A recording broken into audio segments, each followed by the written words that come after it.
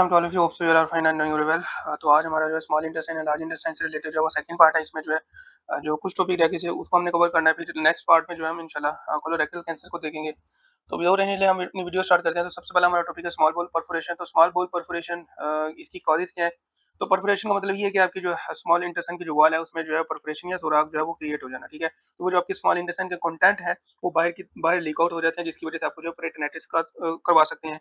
और air under the diaphragm, ये जो मोस्ट टू सिम्टम्स आपको देखने को मिलती हैं, ये परफोरेशन में जो है वो देखने को मिलती है। एक्सरे पर आपको एयर अंडर द डायफ्राम देखने को मिलता है, ठीक है, परफोरेशन के केस में। और फीकल मटेरियल चूंकि वो आपके बाहर पेरिटोनियम में एक्युमुलेट हो रहा होता है, तो वहां पर जो है पेरिटोनाइटिस जो है वो देखने को मिलता है। तो इसकी कॉजेज क्या है?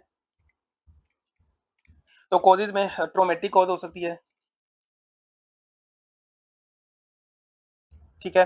उसके बाद आपके पास एट्रोजेनिक कॉज हो सकती है।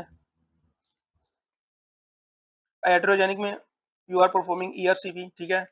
तो आपको जो है आपके पास जो है वो स्मॉल बॉल जो है वो परफोरेट हो सकती है, ठीक है। उसके बाद इन्फ्लेमेटरी है। इन्फ्लेमेटरी में आपकी सिर्फ और सिर्फ क्रोन डिजीज आ सकती है, ठीक है। अल्सरेटिव कोलाइटिस नहीं आता, because of this ulcerative colitis only confined to the colonic mucosa, ठीक है, कोलोन तक वो कन्फाइंड रहती है। रेयर केसेस में बैक वाशिलाइटिस देखने को मिलता है, लेकिन उसमें जो है perforation is very very rare chance. उसके बाद आपके पास इस्कीमिया आपको देखने को मिलता है, ठीक है। और इस्कीमिया में जो है बेसिकली वॉल्वुलस भी आ जाता है, ठीक है, स्ट्रैंगुलेशन भी आ जाती है, स्ट्रैंगुलेटेड हर्निया भी आ जाता है। अब स्ट्रैंगुलेटेड हर्निया होता है बेसिकली उनकी जो नेक होती है वेरी कंस्ट्रिक्ट होती है, ठीक है। तो नेक से जो है वो आपकी वेसल जो है वो गुजर पास हो रही होती है, तो वो कंस्ट्रिक्ट हो जाती है, ठीक है। तो इस्कीमिया जो आपको देखने को मिलता है, ठीक है। उसके बाद आपको जो है मेसेंटेरिक इस्कीमिया,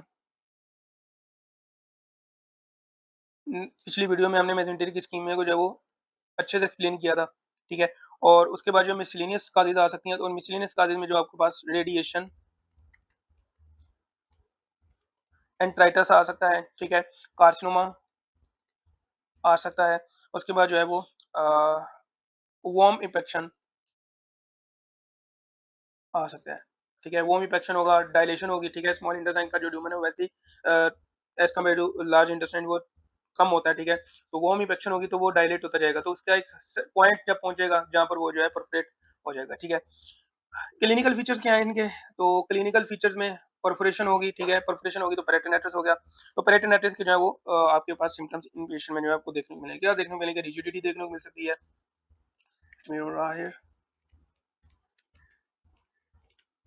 रिजिडिटी देखने को मिल सकती है, गार्डिंग, एब्डोमिनल पेन वगैरह एटसेट्रा एटसेट्रा, फीवर देखने को मिल सकता है। इन वेरी सीवियर केसेस में आपको जो है वो सेप्सिस भी जो है वो देखने को मिलता है, ठीक है।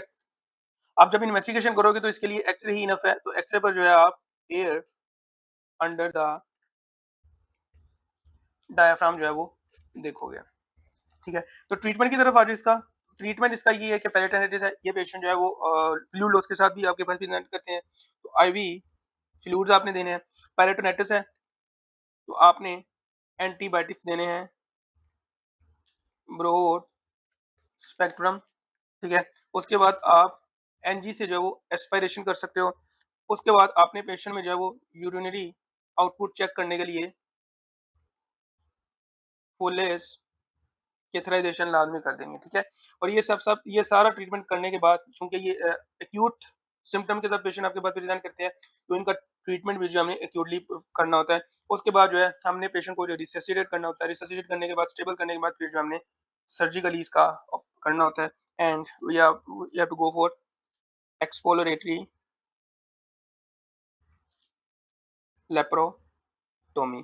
तो जहाँ कहीं परफोरेशन होती है वहाँ पे हम जो है वो उसको ट्रीट कर देते हैं। अगला हमारा टॉपिक है व्हाट इज टाइफॉइड परफोरेशन। तो typhoid perforation basically it is caused by typhoid fever. Typhoid fever जो है आपका, ये आपका साल्मोनेला टाइफी करवाता है, जो कि ग्राम नेगेटिव बैक्टीरिया है, ठीक है। और ये जो है आपका फीको ओरल रूट से जो है वो ट्रांसफर होता है। अब जब आपका साल्मोनेला टाइफी जो बैक्टीरिया है, ये जब आप इंजेस्ट कर लोगे, ठीक है, तो ये आपके पेयर पैचेज हैं जो कि आपके लिम्फोइड ऑर्गन्स हैं इन द स्मॉल इंटेस्टाइन, तो ये वहां पर जाकर कोलोनाइज हो जाता है, colonise in the pair patches, ठीक है। पेयर पैचेज़ में जाकर जब ये कोलोनाइज़ होगा, वहाँ पर ये इन्फ्लेमेशन करवाएगा, वहाँ पर ये जो इसकी हाइपरप्लेजिया करवा देगा, ठीक है? वहाँ पर ये जो है वो नेक्रोसिस भी करवा देगा। तो नेक्रोसिस करवाएगा तो स्ट्रैंगुलेशन हर्निया के पीछे पिछली स्लाइड में हमने पढ़ के आया कि स्ट्रैंगुलेशन हर्निया होगा, वहाँ पर ब्लड सप्लाई कम होगी, वहाँ पर नेक्रोसिस होगी तो परफोरेशन होगी। तो नेक्रोसिस के केसेस में जो आपको परफोरेशन देखने को मिलती है। दूसरी बात जो आपने याद रखनी है, इनमें अल्सर बनते हैं टाइफाइड फीवर के पेशेंट में, तो इनमें जो अल्सर बनते हैं वो लॉन्गिट्यूडिनल बनते हैं as compared to TB ulcer. TB intestine में जो अल्सर बनते हैं वो परपेंडिकुलर बनते हैं या ट्रांसवर्स बनते हैं। ये हमारा टाइफाइड फीवर की प्रेजेंटेशन है जिसमें आपके अल्सर जो है वो लॉन्गिट्यूडिनल बनते हैं, और ये हमारे टीबी की प्रेजेंटेशन है जिसमें आपके अल्सर है वो परपेंडिकुलर या ट्रांसवर्स जो है बनते हैं। In case of longitudinal ulcer यहाँ पर परफोरेशन होने के ज्यादा चांसेस है as compare to transverse ulcer. तो ये बात जो आपने याद रखनी है। पेशेंट जो है आपके पास कैसे प्रेजेंट करते हैं टाइफाइड फीवर के या टाइफाइड परफोरेशन के, तो टाइफाइड फीवर की सिम्टम्स आपको देखने को मिलेगी। तो पेशेंट जो है वो टाइफाइड फीवर के साथ प्रेजेंट करेंगे जो कि स्टेप लेडर फीवर होता है। इसका मतलब ये है कि आपका जो फीवर है वो ग्रेजुअली जो है वो राइज होता है बट विद फ्लक्चुएशन, ठीक है? मतलब कि आज सुबह से आपको फीवर हुआ, आहिस्ता-आहिस्ता ये बढ़ता गया पूरा दिन, ठीक है? अगले दिन फिर ठीक हो गया, फिर अगले दिन से दोबारा जो है ये स्टेप जो फीवर है आपका जो है वो स्टार्ट हो गया, ठीक है? उसके बाद चूँकि परफोरेशन हो जाती है इन पेशेंट में, ये 2 वीक तक आपके पास जो है ये फीवर रहता है, ठीक है? उसके बाद परफोरेशन होगी तो पेरिटोनिटिस होगा, और पेरिटोनिटिस के जो सिम्पटम्स हैं हमने ऑलरेडी डिस्कस कर लिए हैं, ठीक है? उसके बाद इसकी जो डायग्नोसिस है वो क्या है? Investigation and diagnosis. तो इन्वेस्टिगेशन डायग्नोसिस में आपने ब्लड एग्जामिनेशन सीबीसी करोगे तो आपको ल्यूकोपिनिया देखने को मिलेगा, मतलब डिक्रीज व्हाइट ब्लड सेल्स, ठीक है? उसके बाद ब्लड एंड स्टूल कल्चर कर सकते हो। उसके बाद टाइफाइड टेस्ट कर सकते हो जिसमें आप जो है डिटेक्ट कर सकते हो आईजीजी, आईजीएम को, ठीक है? एक्सरे परफॉर्म करोगे तो वे वही आपको जो है साइंस देखने को मिलेंगे, air under the diaphragm. Patient आपके पास एक्यूट सिम्पटम के साथ प्रेजेंट करता है तो आपने जो है एक्यूटली जो है इसको ट्रीट करना है, रिससिटेट करना है, स्टेबल करना है। उसके लिए आपने क्या करना है, हम जब पीछे ट्रीटमेंट पढ़ के आए हैं परफोरेशन का, वैसे ही आपने इसको ट्रीटमेंट कर देना है, ठीक है? फ्लूइड्स देने हैं आपने, एंटीबायोटिक्स देनी है क्योंकि इन्फेक्शन है, फुल स्केलेराइजेशन करनी है to check the urine output, ठीक है? उसके बाद जो है आपने लेप्रोटोमी कर लेनी है, ठीक है? आफ्टर रिससिटेशन, ठीक है? लेप्रोटोमी करने के बाद जो है आपने स्लाइन से जो है प्लेंटी ऑफ स्लाइन से जो उसको वॉश आउट करना है ताकि कोई भी जो कंटामिनेशन जो है वो ना बाकी रहे, ठीक है? उसके बाद आपने अगर तो परफोरेशन है उसके अकॉर्डिंगली जो है फिर आपने ट्रीटमेंट कर देना होता है, ठीक है? अब जो ट्रीटमेंट है उसमें आपके पास 2 तरह की ट्रीटमेंट है, या तो प्राइमरी कोलोइड है या तो इलियास्टमी है, ठीक है? प्राइमरी कोलोइड है या इलियास्टमी है, ठीक है? इलियास्टमी हम तब करते हैं जब आप सर्जन जो है जब लेप्रोटोमी कर रहे होते हैं तो उनको फ़ील होता है कि जो एरिया है परफोरेशन वाला एरिया वो काफ़ी ज़्यादा जो है वो एम्पाइमिक है, ठीक है? वहाँ पर जो है एब्सेस क्रिएट हो चुका है, तो जब एब्सेस क्रिएट हुआ होगा तो आप जो है वो एनास्टोमोसिस नहीं कर पाओगे, क्योंकि परफोरेशन में क्या होता है, आपको कभी-कभार जो है वो पूरा का पूरा एरिया जो है रिजेक्ट करना होता है, तो बाकी दोनों एरिया को जो है वो एनास्टोमोस करना पड़ता है, ठीक है? तो वो जो एरिया होते हैं वो आगे इन्फ्लेम्ड होते हैं, तो वहाँ पर स्यूचरिंग करना फ्यूचर में आपके पास क्या हो सकता है, ये वो जो है लीक आउट हो सकते हैं, ठीक है? तो इस चीज़ को जो है वो अवॉइड करने के लिए इलियास्टोम क्रिएट करते हैं। हम एनास्टोमोसिस कर देते हैं, प्लस पीछे से जो हम इलास्टोमी क्रिएट करते हैं ताकि वो जो फीकल कंटेंट है उसको जो है वो डाइवर्ट कर दिया जाए एक्सटीरियरली, ठीक है? तो इसलिए जो है उन पेशेंट में जो है वो इलियास्टोमी परफॉर्म करते हैं। तो ये बेसिकली जो इलियास्टोमी वाला प्रोसीजर है ये 2 स्टेप प्रोसीजर है। इसमें सबसे पहले हम परफोरेशन वाला एरिया जो है उसको डायसेक्ट करके एनास्टोमोसिस कर देंगे, इलियास्टोमी क्रिएट कर देंगे, ठीक है? आफ्टर 6 टू 8 वीक के बाद जब वो एनास्टोमोटिक साइट जो है वो हील हो जाएगी, हम दोबारा से रीऑपरेट करेंगे तो इलियास्टोमी जो है उसको जो है रिवर्स कर देंगे। तो ये 2 स्टेप्स प्रोसीजर है। अब ये जो आपका प्राइमरी को लेयर है, ये बेसिकली वन स्टेप प्रोसीजर है। इसमें आप क्या करते हो, इसमें जो है आपका जो परफोरेटेड पार्ट होता है इसको आप रीसेट करके जो है वो जो आपकी इंटेस्टाइन होती है उसको एनास्टोमोस जो है कर देते हो, ठीक है? इट इज़ सेफ प्रोसीजर, ठीक है? लेकिन यहाँ पर जो है आपको एनास्टोमोटिक लीकेज के जो है वो चांसेस जो है वो देखने को मिल सकते हैं। एनास्टोमोटिक लीकेज, और ये सेफ प्रोसीजर है क्योंकि इधर जो है कोई भी जो है आपको एनास्टोमोटिक लीकेज के जो है वो साइन एंड सिम्टम नहीं देखने को मिलेंगे, बिकॉज़ आपने जो है वो इलियास्टोमी जो है वो क्रिएट की हुई है। लेकिन इसमें जो है आपको प्राइमरी को लेयर है, ठीक है? और ये आप मोस्ट कॉमनली यूज़ भी यही है, ताकि आपको दोबारा से जो है वो रीऑपरेट या इलास्टोमी जो है उसको रिवर्स ना करना पड़े, ठीक है?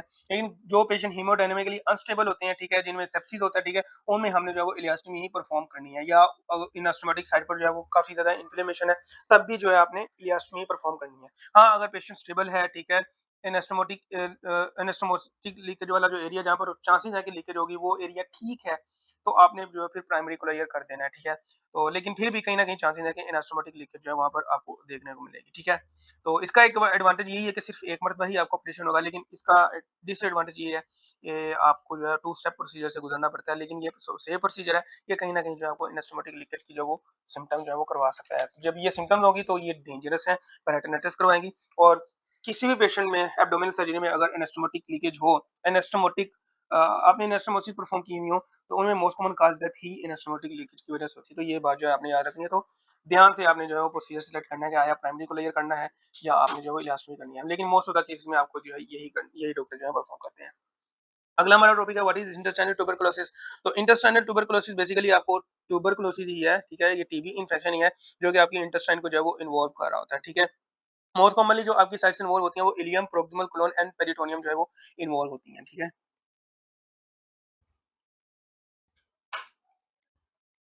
Ileum, colon, peritoneum.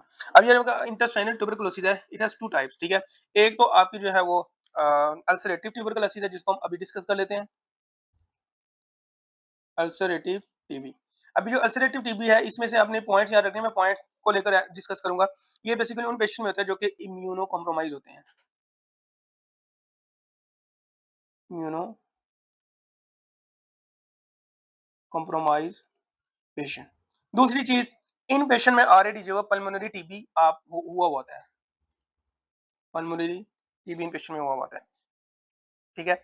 Immuno compromise patient से मुराद ये भी है कि when wireless is greater than the host defence, ठीक है? मतलब कि इम्यूनिटी जो है वो डिक्रीज है, तो इम्यूनो कॉम्प्रोमाइज्ड पेशेंट ही हम इनको कहेंगे, ठीक है? इनमें अल्सरेटिव टीबी है, तो मतलब कि इनमें अल्सरेटिव अल्सर अल्सर बनेंगे, तो अल्सर जो है इनमें आपके परपेंडिकुलर या ट्रांसवर्सली ये आप बनते हैं, ठीक है? Diarrhoea and weight loss are the dominant symptom for ulcerative TB, ठीक है? डायग्नोसिस का हम कैसे करेंगे? तो डायग्नोज में जो है आप जब ईएसआर परफॉर्म करोगे, ठीक है? देयर इज एलिवेटेड ईएसआर, ठीक है? हिस्ट्री ऑफ ट्यूबरकुलोसिस आपके पास प्रेजेंट करेगी, ठीक है? बेरियम एनीमा जब आप करोगे तो आपको फीलिंग डिफेक्ट देखने को मिलेगा, ठीक है? तो यहाँ पर ईएसआर इंक्रीज हुआ होता है, ठीक है? हिस्ट्री ऑफ टीबी देखने को मिलती है। उसके बाद barium enema shows feeling defect, ठीक है? आप बायोप्सी लोगे तो बायोप्सी पर जो है फिर आपको और वाज़ेह हो जाएगा कि इस पेशेंट को टीबी इंटेस्टाइनल है या नहीं, ठीक है? तो आप बायोप्सी भी जो है वो परफॉर्म कर सकते हो। इसका ट्रीटमेंट क्या है? इसका ट्रीटमेंट में ये है कीमोथेरेपी ऑफ एटीटी,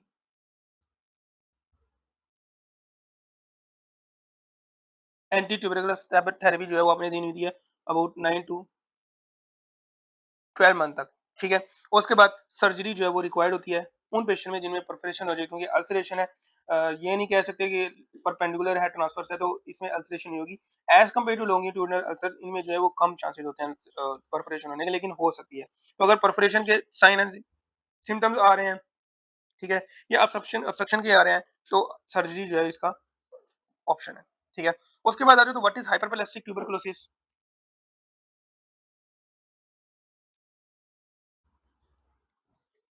तो हाइपरप्लास्टिक ट्यूबरकुलोसिस जो है बेसिकली आपको देखने को मिलता है उन पेशेंट में जिनकी इम्यूनिटी जो है वो ठीक होती है, ठीक है? ठीक है? और ये आपको basically ingesting of the TB में जो है वो देखने को मिलता है, ठीक है? Whenever you ingest the Mycobacterium tuberculosis directly, ठीक है?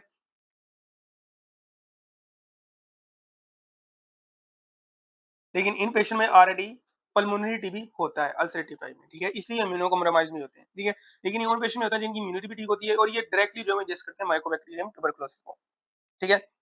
सेम एज़ जैसे हमने टाइफाइड फीवर पढ़ा, ये भी जो है पेयर पैचेज़ की जो है वो इन्फ्लेमेशन करवाता है या हाइपरप्लेजिया जो है वो वहाँ पर करवा सकता है, ठीक है? तो जब पेयर पैचेज़ और उसके इर्द-गिर्द आगे मैंने बताया कि जो आपके पेयर पैचेज़ होते हैं, ये बेसिकली लिम्फोइड मासेस होता इंटेस्टाइन होते हैं। तो वो साइज़ में इंक्रीज़ कर देंगे, हाइपरप्लेजिया होगा। तो ये आपको राइट इलियक फोसा में जो है एज़ अ मैश के साथ जो है पेशेंट डिज़ाइन करते हैं, राइट इलियक फोसा मैश के साथ, ठीक है? और मोस्ट कॉमनली जो इसका रीजन इन्वॉल्व होता है वो इलियोसिकल रीजन जो है वो इन्वॉल्व होता है, ठीक है? क्लिनिकल फीचर्स इनके क्या हैं? हाइपरप्लास्टिक में, तो इसमें जो आपको कोलिकी एब्डोमिनल पेन देखने को मिलता है।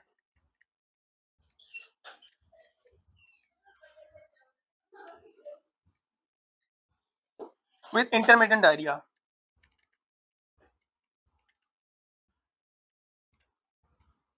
ठीक है? सब एक्यूट इंटेस्टाइनल ऑब्स्ट्रक्शन आपको देखने को मिलती है because of there is a mass creation, ठीक है? वहाँ पर जो है फिर आपको ऑब्स्ट्रक्शन जो देखने को मिल सकती है। एनीमिया, वेट लॉस, फीवर इनमें भी देखने को मिलता है and mass in the right iliac fossa ये भी जो आपको देखने को मिलता है, ठीक है? सब एक्यूट इंटेस्टाइनल ऑब्स्ट्रक्शन जो है ये भी आपको देखने को मिलती है। इन्वेस्टिगेशन इनकी सेम एज़ जैसे हमने अल्सरेटिव ट्यूबरकुलोसिस की देखी यही है। इसमें भी आप बेरियन इमेज जब आप करोगे तो आपको जो है वो लॉन्ग नैरो फिलिंग डिफेक्ट जो है वो देखने को मिलेंगे।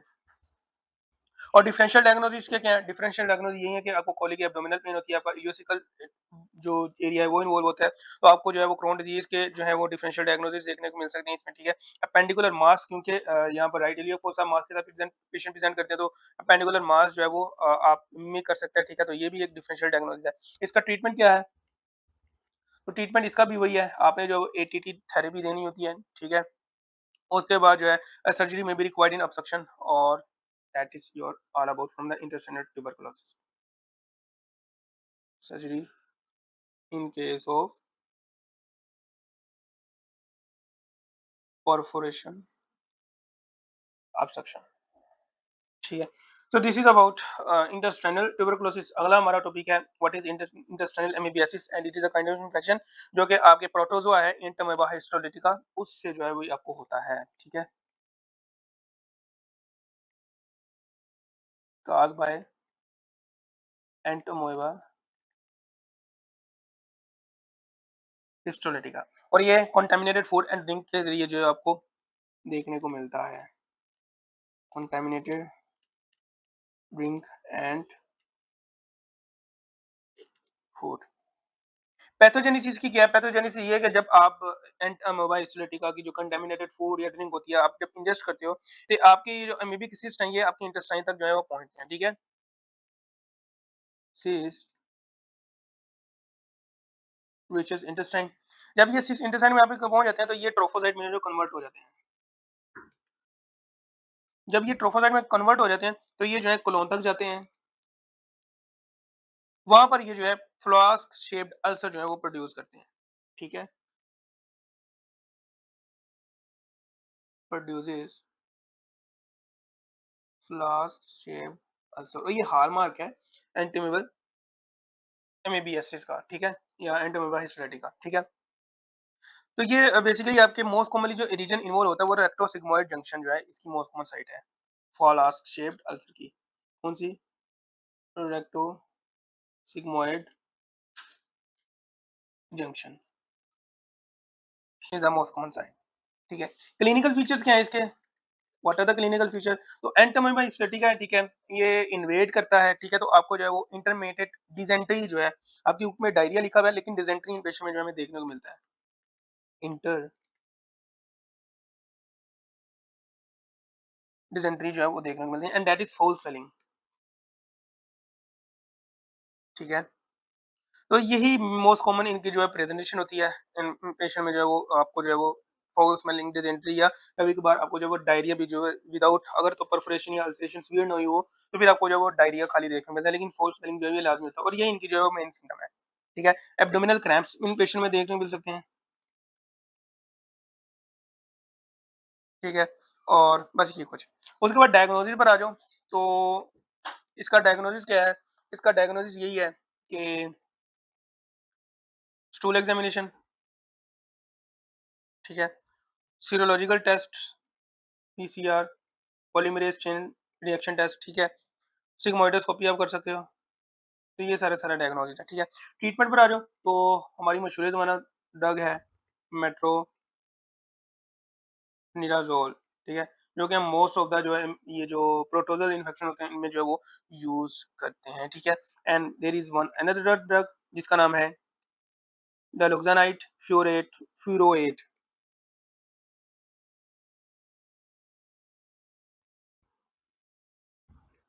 ये हम क्रोनिक इन्फेक्शन में जो है वो यूज़ करते हैं, ठीक है।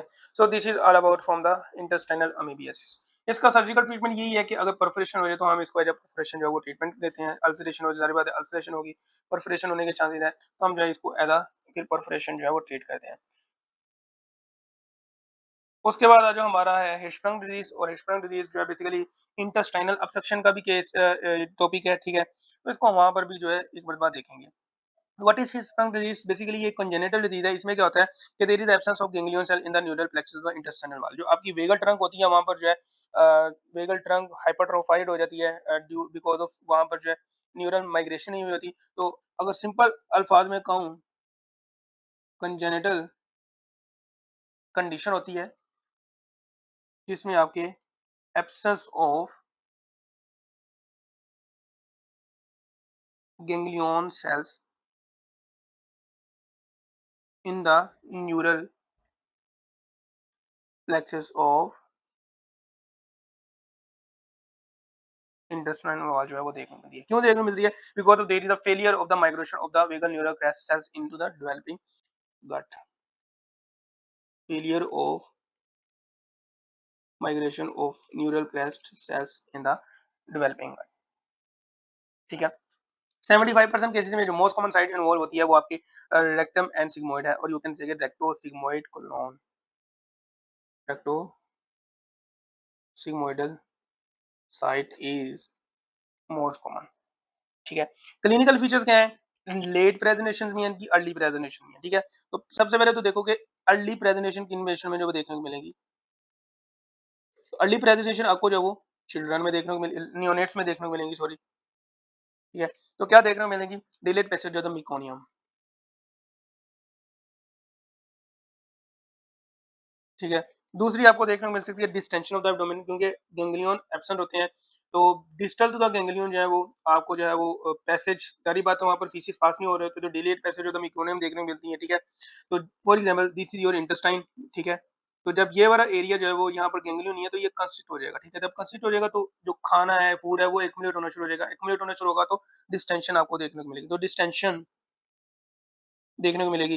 तीसरा आपको क्या देखने को मिल सकता है? अब जो डिस्टेंशन देखने को मिल रही है वो फूड आगे जा नहीं रहा, तो फूड एक्युमुलेट होना शुरू हो जाएगा। एक वक़्त आएगा वोमिटिंग पेशेंट करेगा, ठीक है? तो वोमिटिंग कौन-सी होगी? बिलियस वोमिटिंग होगी, क्योंकि उसमें बाइल प्रेज़ेंट होता है। तो bilious vomiting, these are the early presentation जो कि आपको न्यूनट्स में देखने को मिलती है। लेट प्रेज़ेंटेशन की बात करें, तो लेट प्रेज़ेंटेशन आपको चिल्ड्रंस में देखने को मिलती है, ठीक है? तो इसमें आपको क्या देखने को मिलेगा? क्रोनिक कॉन्स्टिपेशन, क्योंकि रास्ता बंद है, ठीक है? उसके बाद डिस्टेंशन, फेलियर टू थ्राइव वाली जो है वो कंडीशन आपको जो है वो देखने को मिलेगी।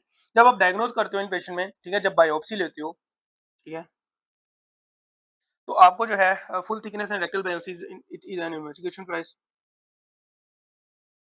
फुल थिकनेस बायोप्सी, क्योंकि रेक्टोसिग्मोइडल रीजन सबसे ज़्यादा इन्वॉल्व होता है, तो रेक्टल बायोप्सी। इसमें आपको जो है क्या मिलेगा? Loss of ganglion cells, plus इस मिशन में जो है आपको hypertrophy of the nerve trunk, जहाँ से ये ओरिजिनेट हो रही होती है वहाँ पर जो है हाइपरट्रोफी जो है आपको देखने को मिलती है। हाइपरट्रोफी ऑफ वेगल ट्रंक, ठीक है। इसका ट्रीटमेंट क्या है? इसका ट्रीटमेंट ये है कि आपने जो एक गैंग्लियोनिक पार्ट है उसको रिमूव करना है, और जो आपका सही पार्ट है उसको जो है वो नीचे एनल के साथ या रेक्टम के साथ जो है आपने एनास्टोमोस कर देना है। तो इस ट्रीटमेंट को हम कहते हैं पुल थ्रू ट्रीटमेंट, ठीक है। पुल थ्रू सर्जरी, कुछ सर्जरी है इनमें आपने याद रखनी है। डुहामेल प्रोसीजर, ठीक है, सो एब प्रोसीजर एंड स्वेंसन प्रोसीजर, ये सारा का सारा काम जो है इन सब का काम पुल थ्रू प्रोसीजर ही है, ठीक है। तो पुल थ्रू प्रोसीजर में हम क्या करते क्या है, हम या तो इंटरनली जो है हम एक एब्डोमिनल में इंसिजन देते हैं, ठीक है? एब्डोमिनल में इंसिजन देने के बाद जो एक एंग्लियोनिक पार्ट है उसको रेक्टम के ज़रिए जो है वो पुल करते हैं बाज़ औक़ात किसी प्रोसीजर में, ठीक है? और किसी प्रोसीजर में हम जो है वो एब्डोमिनली जो है वो इंटरनली जो है उसको पुल थ्रू करते हैं। कभी-कभार हम जो है बाहर की तरफ पुल करते हैं, कभी-कभार हम अंदर की तरफ भी पुल करते हैं। तो उस जो एक गैंग्लियोनिक पार्ट होता है उसको जो है फिर हम डिसेक्ट करके जो है फिर एनास्टोमोस कर देते हैं रिमेनिंग पार्ट के साथ जो कि नॉर्मल होता है, और ये फिर पेशेंट जो है वो नॉर्मली अपनी लाइफ जो है वो गुज़ारते हैं, ठीक है? तो ये बात जो आपने याद रखनी है। इसकी एक मोस्ट कॉमन कॉम्प्लिकेशन ये है कि टॉक्सिक मेगाकोलोन पेशेंट में भी आपको देखने को मिलता है। आगे भी हम पढ़ेंगे, आपको जो है अल्सरेटिव कोलाइटिस में भी टॉक्सिक मेगाकोलोन जो है वो देखने को मिलता है, ठीक है? तो ये चीज़ें जो है आपने याद रखनी है। तो टॉक्सिक मेगाकोलोन जहाँ भी हो जाए, मतलब कि आपकी जो वो 6 सेंटीमीटर तक जो है वो अगर डायलेट हो जाए, तो आपको जो है वो टॉक्सिक मेगाकोलोन कहलाती है, और वहाँ पर जो है परफोरेशन के जो है वो बहुत ज़्यादा चांसेस है, and that is a medical emergency. अब आ जाओ हमारा मेन टॉपिक है, और इन पर हमारा काफी टाइम लग जाएगा आई थिंक। तो सबसे पहले जो है वो आपका अल्सरेटिव कोलाइटिस है। तो व्हाट इज अल्सरेटिव कोलाइटिस? सबसे पहले तो आपको इतना पता होना चाहिए what is IBD inflammatory body disease. तो इसमें दो डिजीज आ जाती हैं आपकी, one is ulcerative colitis and one is Crohn disease. और रिमेंबर वन थिंग, आपका एनरी में एक एमसीक्यू तो पक्का यहाँ से आएगा, चाहे वो पैथोलॉजिकल पॉइंट ऑफ व्यू से आ जाए, चाहे वो मेडिसिन के रिलेटेड आ जाए, या तो वो सर्जरी से रिलेटेड आ जाए। एक एमसीक्यू पक्का आने वाला है, दो आ सकते हैं, तीन आ सकते हैं, लेकिन एक तो लाजमी आएगा, ठीक है? तो व्हाट इज अल्सरेटिव कोलाइटिस? नाम से याद हो रहा है, पता लग रहा है कि अल्सर बनेंगे, और कोलाइटिस मीन कि कोलोन की जो है वो इन्फ्लेमेशन। तो इसकी डेफिनेशन ये है कि chronic relapsing remitting ulcero inflammatory disease that affect your rectum and colon. Colon का जिक्र हो रहा है तो सिर्फ कोलोन ही इसमें जो आपको देखने को मिलेगी। तो ये क्या है? Relapsing chronic remitting ulcero inflammatory disease of colon and rectum. And remember one thing, इसमें आपका रेक्टम जो है वो हमेशा इन्वॉल्व होगा, ऑलवेज इन्वॉल्व रेक्टम। तो ये जो डिजीज है बेसिकली आपकी प्रोक्सिमली जो है वो रन करती है, ठीक है? कंटीन्यूअस फैशन में जो है वो प्रोक्सिमली एक्सटेंड करती है। लेट मी ड्रा योर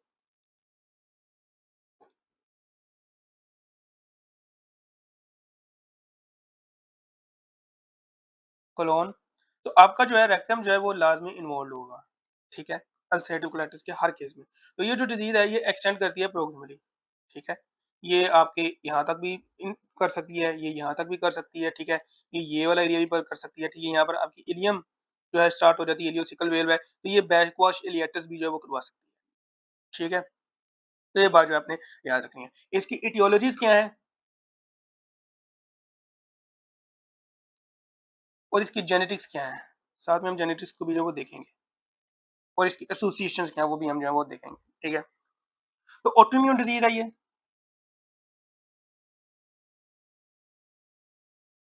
ठीक है? उसके बाद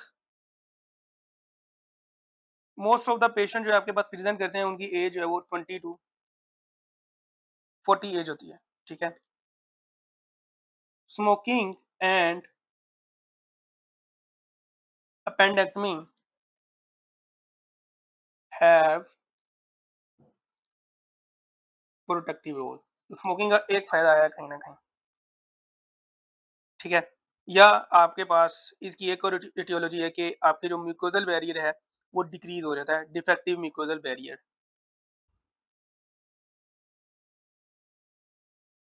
क्यों?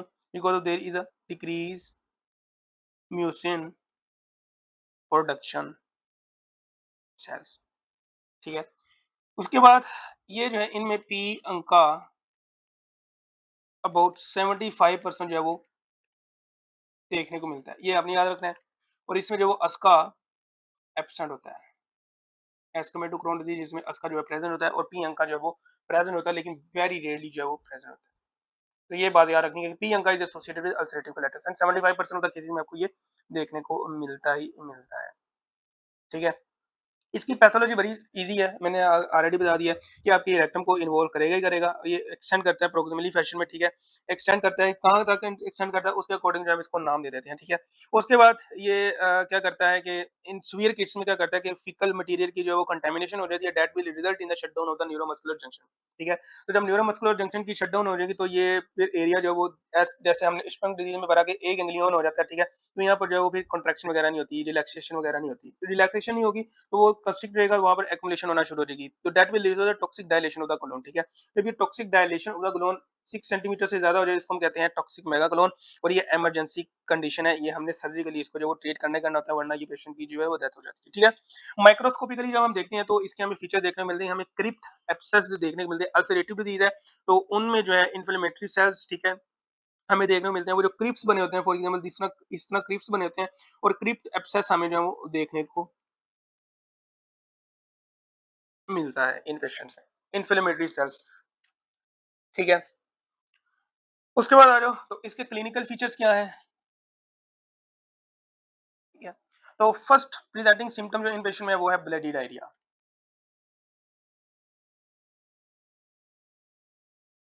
ब्लडी डायरिया आपको इन पेशेंट में देखने को मिलता ही मिलता है, ठीक है? और मोस्ट ऑफ द केसेस में ये जो डिजीज़ है ये क्रॉनिक होती है, ये रिलैप्सेस के साथ, रिमिशन के साथ प्रेजेंट करती है। मतलब कि अटैक होता है इस डिजीज़ का, ठीक हो जाता है, फिर होता है, फिर ठीक हो जाता है। तो इस तरह से पेशेंट जो है वो प्रेजेंट करते हैं, क्रॉनिक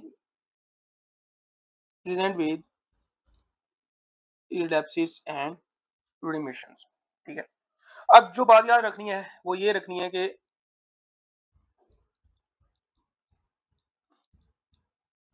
ये आपका कोलोन है, ठीक है? अगर तो ये सिर्फ़ और सिर्फ़ रेक्टम को इन्वॉल्व करे तो इसको हम कहते हैं प्रोक्टाइटिस, ठीक है? और ये पेशेंट जो है बेसिकली आपके पास प्रेज़ेंट करते हैं टेनिस्मस एंड अर्जेंसी के साथ, और ये मोस्ट कॉमन प्रेज़ेंटेशन है, ठीक है? टेनिस्मस, अर्जेंसी के साथ, ठीक है? टेनिस्मस का मतलब ये है कि आपको अर्ज होती है डिफेकेट करने की, लेकिन जो है आप डिफेकेशन नहीं कर पाते, तो दिस इज़ टेनिस्मस, ठीक है? उसके बाद प्रोक्टोसिग्मोइडाइटिस हो सकता है। फॉर एग्ज़ाम्पल आपका सिग्मोइड कोलोन भी इन्वॉल्व है, ठीक है? ये वाला एरिया इन्वॉल्व है, तो इसको हम कहते हैं प्रोक्टोसिग्मोइडाइटिस, ठीक है? डिस्टल कोलाइटिस हम कहते हैं आपका जो स्प्लेनिक फ्रैक्चर है, यहाँ तक कोलोन की इन्फ्लेमेशन हुई है, तो इसको हम कहते हैं डिस्टल कोलाइटिस, ठीक है? और अगर यही आपका जो है इन्फ्लेमेशन है, ये आपके हेपेटिक फ्रैक्चर तक इन्वॉल्व हो जाए, तो इसको हम कहते हैं एक्सटेंसिव कोलाइटिस,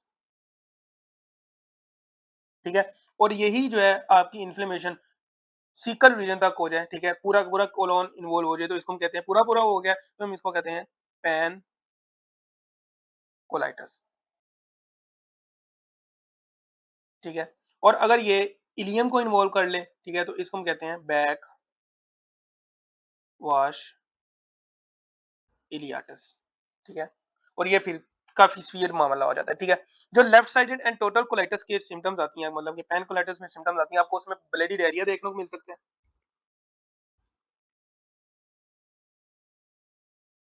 ठीक है? और आपको जो है डिहाइड्रेशन, ब्लडी डायरिया, इसमें काफ़ी ज़्यादा सीवियर डिज़ीज़ होती है। सीवियर डिज़ीज़ के साथ पेशेंट प्रेज़ेंट करते हैं, तो आपको जो स्टूल पास करते हैं पेशेंट, वो 20 टाइम्स, 10 टाइम्स, 20 टाइम्स जो है वो पास करते हैं, जिसकी वज़ह से पेशेंट में जो है वो डिहाइड्रेशन एंड इलेक्ट्रोलाइट इम्बैलेंस भी हो जाता है। डिहाइड्रेशन एंड इलेक्ट्रोलाइट इम्बैलेंस जो है वो देखने को मिलता है। दूसरी बात, इन पेशेंट में जो है वो ब्लड लॉस होगा, ठीक है? ब्लडी डायरिया, तो एनीमिया आपको देखने को मिल सकता है, ठीक है? और ये पेशेंट लेट एनीमिया के साथ अगर प्रेज़ेंट करे तो एनीमिया और द क्रोनिक डिज़ीज़ भी हम जो इसको कहते हैं, ठीक है? प्रोटीन लूज़ होती है, तो जिसकी वज़ह से हाइपोप्रोटीनेमिया जो है आपको देखने को मिलता है। हाइपोप्रोटीनेमिया जो है वो देखने को मिलता है, ठीक है? हाइपोएल्बुमिनुरिया स्पेशली जो है आपको देखने को मिलता है। वेट लॉस होते हैं इन पेशेंट में, ठीक है? टैकीकार्डिया, फीवर वगैरह के साइन भी जो है आपको देखने को मिलते हैं, ठीक है? इसकी क्लासिफिकेशन है, इसकी क्लासिफिकेशन ये है कि माइल्ड डिज़ीज़ होती है।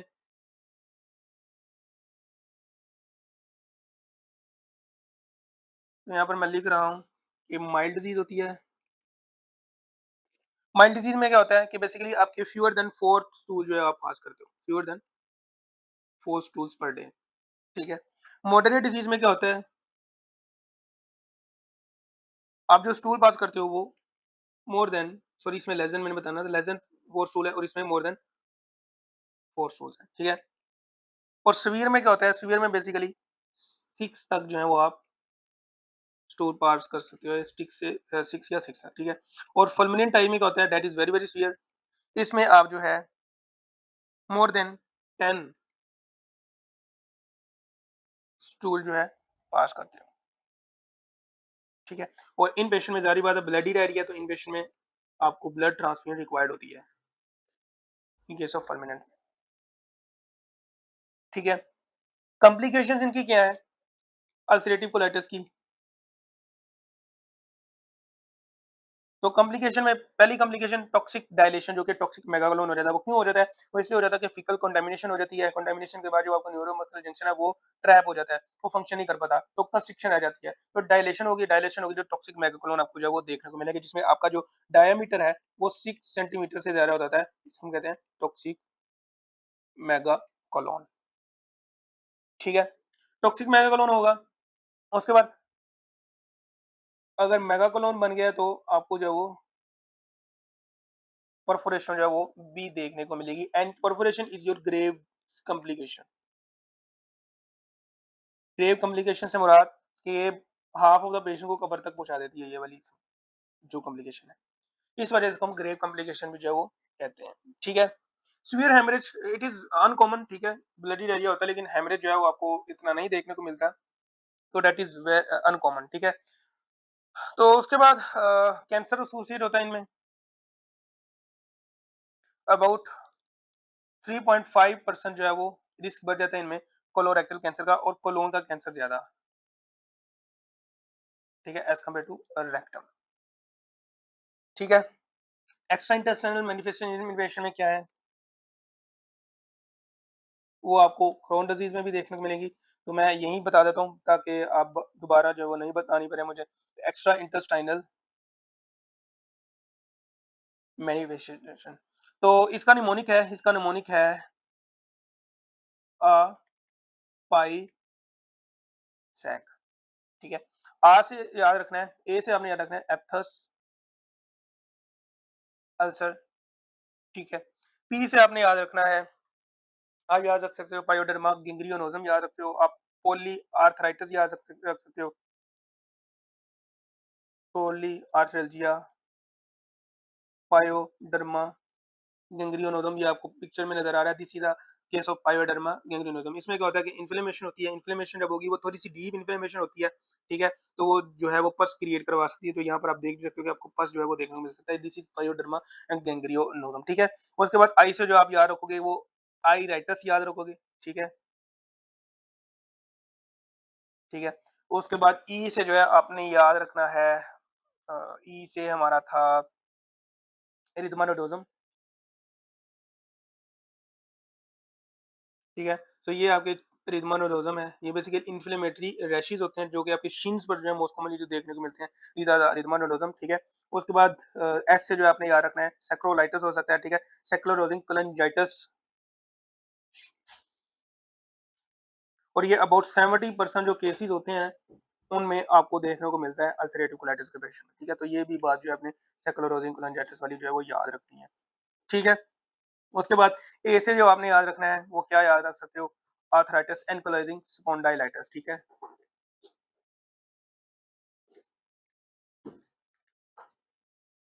ठीक है? सी से आपने क्या याद रखना है? सी से आपने क्लबिंग ऑफ द फिंगर याद रखना है, ठीक है? और आपने के से क्या याद रखना है? के से जो है आपने किडनी डिपॉज़िट्स, किडनी में डिपॉज़िट होते हैं जो कि अमाइलॉइड डिपॉज़िट होते हैं, ये फिर जो है वो नेफ्रोटिक सिंड्रोम जो है वो करवा सकते हैं, ठीक है? तो ये सारा का सारा जो है मैंने आपको जो है बता दिया, आपकी वहाब डॉगर की बुक में भी जो है वो अच्छे से जो है वो लिखा हुआ है। ये आपकी जब आप इन्वेस्टिगेशन करते हो, आगे हमारा इन्वेस्टिगेशन है। इन्वेस्टिगेशन में आप ब्लड सीबीसी करोगे तो आपको एनीमिया देखने को मिलेगा, ठीक है? उसके बाद सीरम एल्ब्यूमिन जब आप देखोगे तो आपको लेस देन 3 ग्राम पर लीटर जो है वो देखने को मिलेगा, ठीक है? जब आप प्लेन रेडियोग्राफ देखोगे, ठीक है? तो आपको जो लेड पाइप अपीयरेंस जो है वो देखने को मिलेगी, ठीक है? या तो आपको टॉक्सिक मेगा क्लोन जो देखने को मिल सकता है। थंब प्रिंटिंग साइन जो है वो देखने को मिल सकता है इन पेशेंट में, thumb printing sign on X-ray, ठीक है? बेरियम एनीमा करोगे तो आपको जो है वो लॉस ऑफ फ्रस्ट्रेशन, ये जो आपकी स्मॉल लार्ज इंटेस्टाइन की ये जो डिज़ाइन सा होता है इस तरह, इसको मास्टरेशन कहते हैं। तो जब ये इन्फ्लेमेशन हो जाएगी, तो इन्फ्लेमेशन में क्या होता है कि ये फ्रस्ट्रेशन जो है वो लॉस हो जाती है, तो इसको हम लेड पाइप अपीयरेंस भी कहते हैं। लेड पाइप अपीयरेंस, और यहाँ पर आप इज़िली देख सकते हो कि ये फ्रस्ट्रेशन जो है वो यहाँ पर लॉस हो चुकी है, जिसकी वजह से आपको लेड पाइप अपीयरेंस जो है वो देखने को मिलती है। ठीक है? सिग्मोइडोस्कोपी आप कर सकते हो, ठीक है, इन अर्ली डिजीज़ में, ठीक है? तो इसमें जो है आप जब म्यूकोज़ा देखोगे तो वो हाइपरेमिक होगा, ठीक है? And whenever you touch that will bleed, ठीक है? तो सिग्मोइडोस्कोपी जो है आप करोगे, ठीक है? कोलोनोस्कोपी भी आप करोगे because of there is a risk of cancer, ठीक है? तो आप बायोप्सी भी ले सकते हो, ठीक है? और आप जो है फिर proximal extent of the disease, ज़ाहिर-सी बात है सिग्मोइडोस्कोपी जो है वो सिग्मोइड क्लोन तक ही रहेगी। आपने देखना है कि आया कि ये डिजीज़ जो है वो कितनी एक्सटेंड है, प्रोक्सिमली कितनी एक्सटेंड है, तो आपने कोलोनोस्कोपी परफॉर्म करनी है to check the proximal extent of the disease, ठीक है? And to differentiate the Crohn disease, क्योंकि जो क्रोन डिजीज़ होती है, वो बेसिकली इल स्मॉल इंटेस्टाइन को इन्वॉल्व करती है मोस्ट कॉमनली, ठीक है? लेकिन वो कहीं भी जो है जीआईटी का कोई कोई भी ट्रैक जो है वो इन्वॉल्व कर सकती है, कोलोन भी कर सकती है, तो आपने वहाँ कोलोनोस्कोपी से देखना है कि आया कि जो इन्फ्लेमेशन है ये कंटीन्यूअस फैशन में है या स्किप फैशन में है। तो स्किप फैशन में जो है आपको सिर्फ़ और सिर्फ़ वो देखने को मिलती है क्रोन डिजीज़ में, ठीक है? तो ये सारा का सारा जो है आपने याद रखना है, ठीक है? एक्यूट डिज़ीज़ में जो है कोलोनोस्कोपी आपने कभी भी परफ़ॉर्म नहीं करनी है because of it is N invasive procedure, तो आपने जो है इसलिए नहीं परफ़ॉर्म करनी क्योंकि वो इन्फ्लेमेशन हुई हुई है, तो वहाँ पर परफ़ोरेशन के जो वो चांसेज़ होते हैं। तो हमेशा याद रखें कि कोई भी इन्फ्लेमेटरी डिज़ीज़ है आपकी इंटेस्टाइन में, ठीक है? तो आपने जो है वो कोलोनोस्कोपी तभी परफ़ॉर्म करनी है जब सिम्पटम जो है वो सबसाइड हो जाएँगे। एक्यूट अटैक में, फेज़िंग में आपने कभी भी नहीं परफ़ॉर्म करनी क्योंकि आप जो है परफ़ोरेशन करवा सकते हो, ठीक है? तो हमारा ट्रीटमेंट क्या है? तो ट्रीटमेंट यहाँ पर मैं लिख देता हूँ।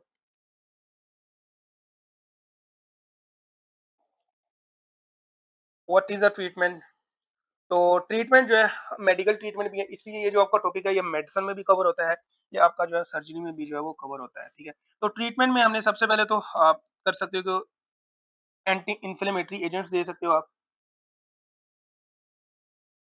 जिसमें आपके 5 अमीनो सैलिसाइक्लिक एसिड डेरिवेटिव्स आ जाते हैं, ठीक है? 5 एएसए डेरिवेटिव जिसमें आपका सल्फासालाज़िन, मेसालाज़िन, प्रोस्टाग्लैंडिन इन्हिबिटर आ जाते हैं, सल्फासालाज़िन, मिसालासिन ये आ जाते हैं, ठीक है? Steroids are the mainstay for the treatment of acute exacerbation and flare up, ठीक है?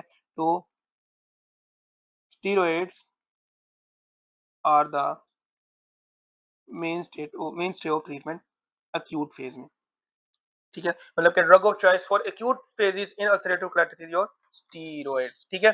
इम्यूनोसप्रेसिव ड्रग्स दे सकते हैं इन पेशेंट में क्योंकि it is an autoimmune disease.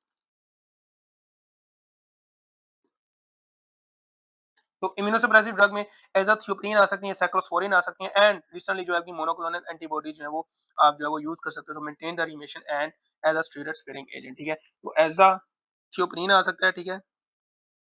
एज़ेबियम एज़ाडेबी इसको कहते हैं, ठीक है? तो मोनोक्लोनल एंटीबॉडीज भी आप यूज़ कर सकते हो, ठीक है? साइक्लोस्पोरिन भी जो वो यूज़ कर सकते हो एटसेट्रा एटसेट्रा।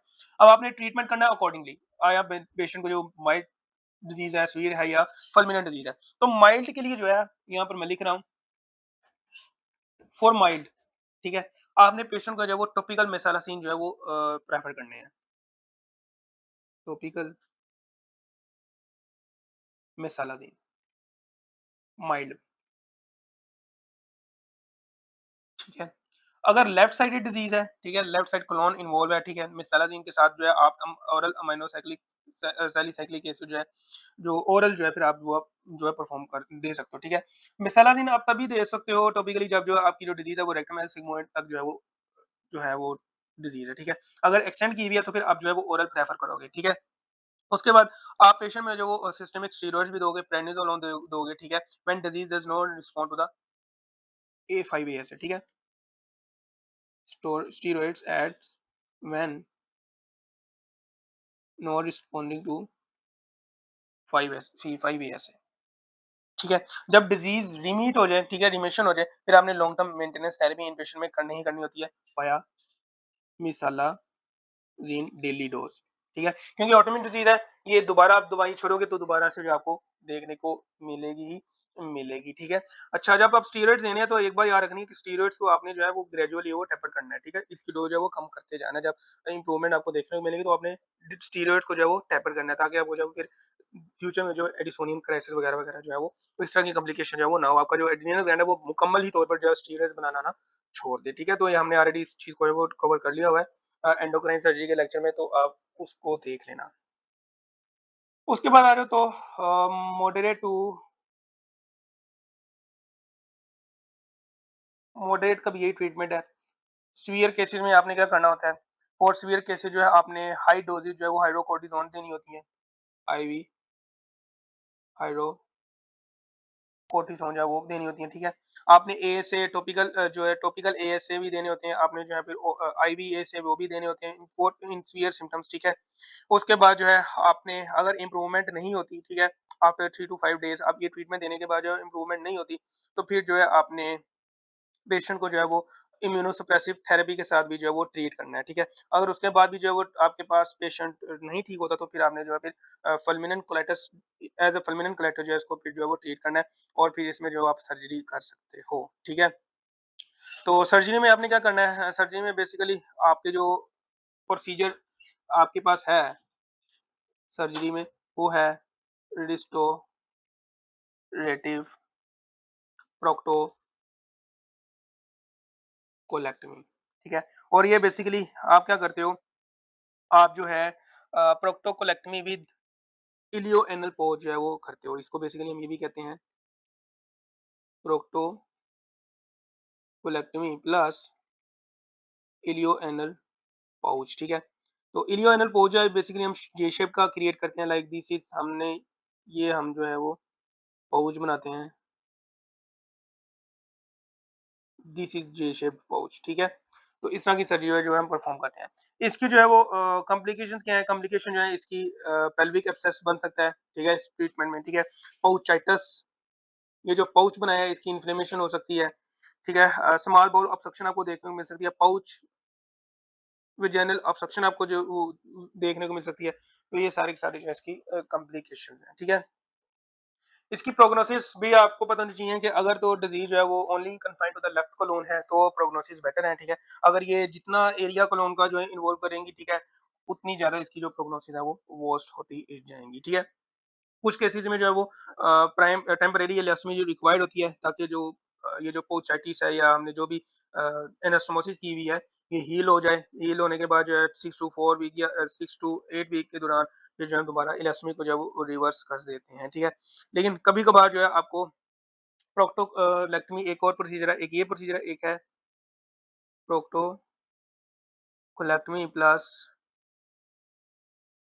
एंड परमानेंट इलेक्टोमी हम इसको कहते हैं, ठीक है? तो ये भी हमें कभी-कभार जो है वो करनी पड़ती है and that has better outcomes, मतलब कि इसकी जो है वो कॉम्प्लिकेशन जो है वो लो होती हैं, लोएस्ट कॉम्प्लिकेशंस, ठीक है?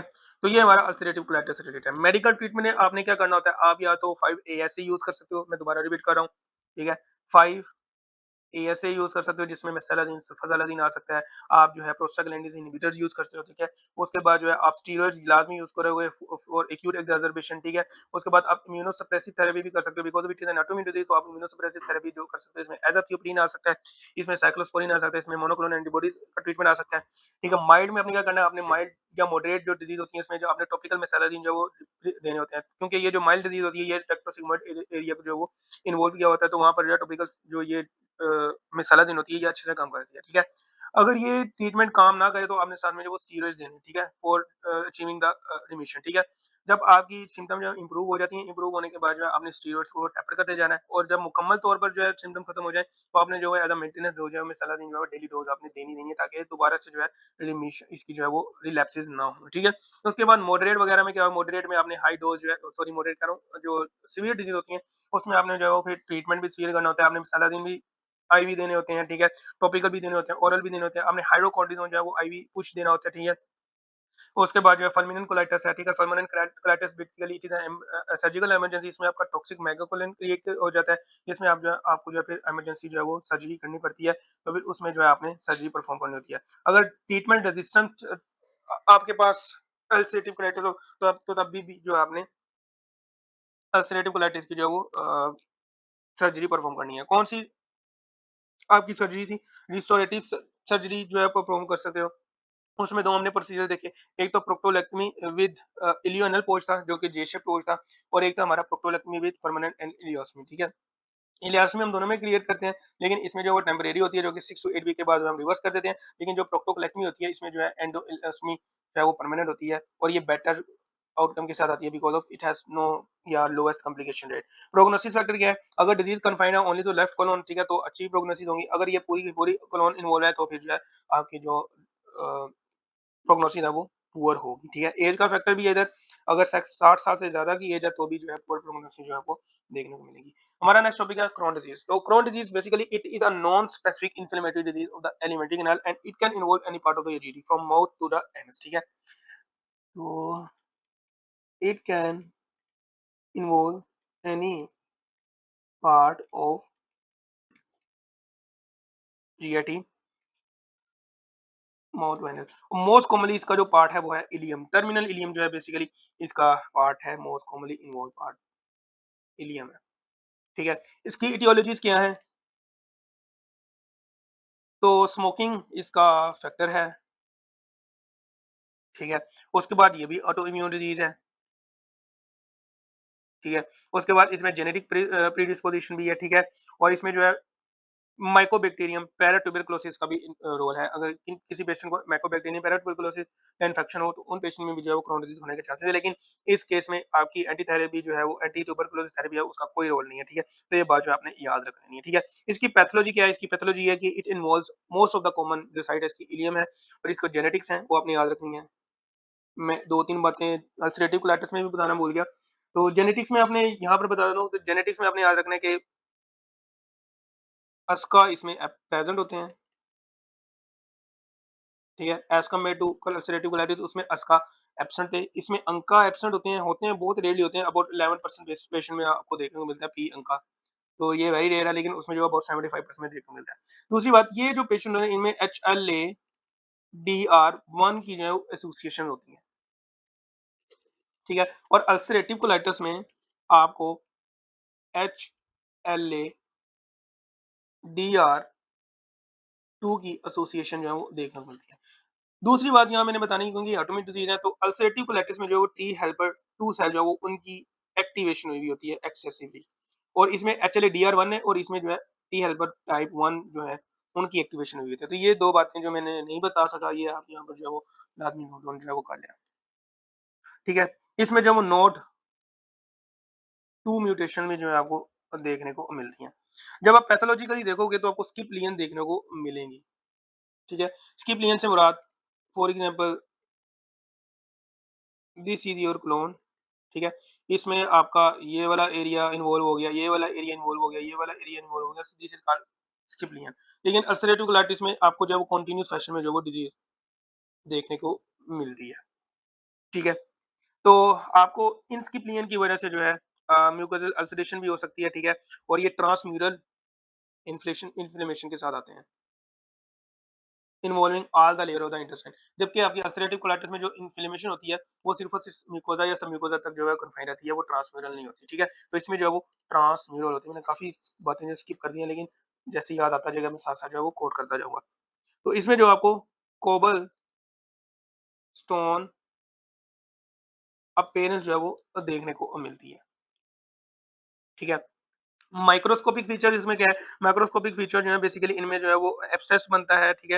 एब्सेस अल्सर बनते हैं that can progress to the abscess formation, और ये जो है फिस्टुला में जो है वो कन्वर्ट हो जाते हैं, ठीक है, into different type of fistula, ठीक है। तो ये आपकी क्रोन डिजीज है, इसका एक डिस्टिंग्विश पॉइंट ये है कि स्किपलियंस होती हैं, ठीक है, कंटीन्यूअस फैशन नहीं होता, जो मोस्ट कॉमन पार्ट इन्वॉल्व होता है वो इलियम होता है, और यहाँ पर रेक्टम ऑलवेज स्पेड होता है, always spared rectum. Crohn disease में रेक्टम कभी भी इन्वॉल्व नहीं होता, ठीक है। क्लोन हो सकता है, ठीक है, क्लोन का कोई भी पार्ट हो सकता है, लेकिन रेक्टम यहाँ पर स्प्रेड होता है एज टू अल्सरेटिव कोलाइटिस, वहां पर रेक्टम इज ऑलवेज इन्वॉल्व, ठीक है।